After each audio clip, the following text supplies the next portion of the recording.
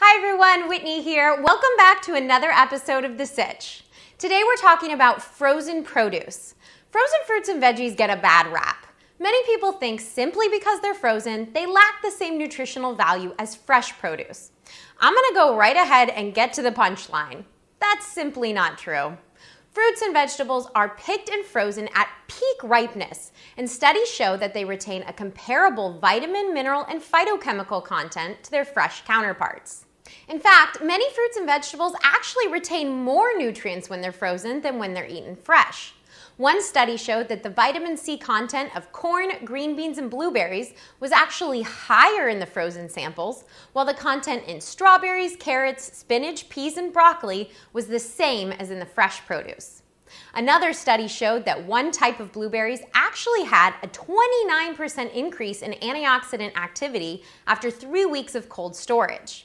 A third study also showed that fresh blueberries had a greater loss in phenolic compounds over 10 days compared to blueberries that were frozen for 90 days. This is likely due to the fact that produce can lose its nutritional value the longer it sits out past its harvest date due to enzymatic activity and oxidation.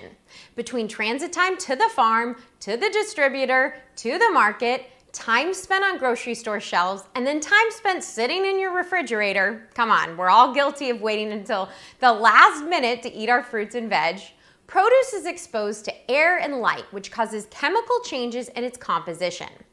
This is why I like to incorporate both fresh and frozen fruit into my diet to reap the benefits of both. The benefits of fresh fruit are obvious. It tastes delicious. But there are so many additional benefits to frozen fruit as well. It's convenient, it lasts longer, and it costs less. One of the main ways I use frozen fruit in Whit's Kitch is in what I call faux-yo.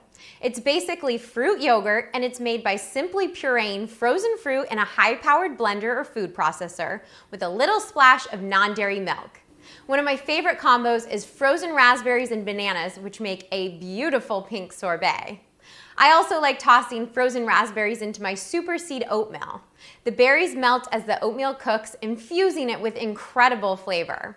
You can also enjoy frozen raspberries straight from the bag with a square of dark chocolate for an evening treat.